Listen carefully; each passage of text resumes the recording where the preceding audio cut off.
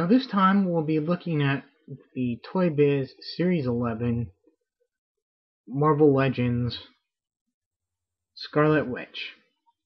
Or Scarlet Witch, also known as Wanda Maximoff, first appeared in X-Men number 4 in 1964. And again, this is Series 11, the Legendary Riders set, and they called it the Legendary Riders because each figure came with a riding vehicle. Some of the vehicles made sense, others were quite a stretch.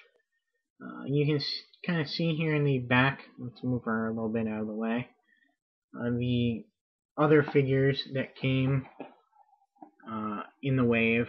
You have a Hulkbuster, Iron Man, with the little kind of skiff there. You have the Thing with his little sky bike, which makes sense.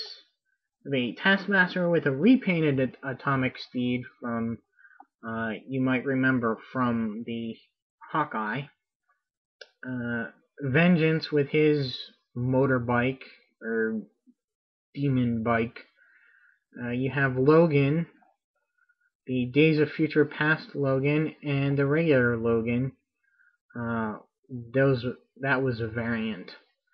And he came with a regular bike chopper. You have Wonder Man, which inexplicably came with this sky sled, which you wouldn't need because he's got jetpacks on his side. And you have Ultron with this redesigned goblin type glider. And you have the Scarlet Witch with this sky sled. And we'll take a closer look. The sled has 2 pegs on the bottom that you can peg her into. I do like the plating detail that this has. Other things are kind of ridiculous, the fins and the thrusters, and you have a little computer display and buttons here. That's pretty cool. And it does carry out the design of her little mask or hairpiece thing on here. Yeah, I've never seen this in the comics. That's the only accessory that she comes with. They all came with comics, and the comic she comes with is Avengers number 187. Let's go back to the packaging a little bit and show that she has a little write-up as well as a power and ability grid. Very nice packaging. And here's where things kind of get wonky. And it's not the best of sculpts. It definitely could be better. I think the most noticeable thing is that her head is just huge. I don't know if it's the hair or the body frame is so small in comparison to the head that it really detracts from the figure. Now, unlike most female figures, she does have a lot of articulation in the head. You know, her hair is actually made of this soft plastic, and so very surprising amount of posability there. Her cape here Alright, little black spot there of paint on the cape. Yeah, her hands are a little bit big too, I think. Very thin arms and legs. And very odd positioning of the legs. The paint job on her headdress, that's pretty bad too. I mean, there's black on it and or brown, I guess, from her hair, and that's sloppy.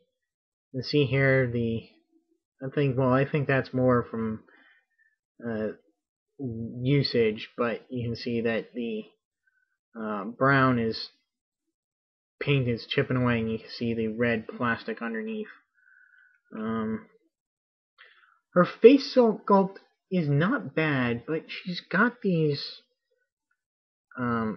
spray over her that makes her looks like she have freckles. I don't know if that's intentional or not, because I say not, because the character as she's drawn really hasn't been portrayed with freckles. So I'm saying that that's just paint that got sprayed all over her face. Her arms do a full 360, although her hair and cape do get in the way. Her arms rotate at the bicep, double joint at the elbow, rotate at the glove, bend at the wrist, and bend at the fingers. She has this weird upper torso articulation that showed up on a few of the female figures in the Toy Biz line. It helps her go side to side. She does have abdominal articulation, but much better backwards than forwards.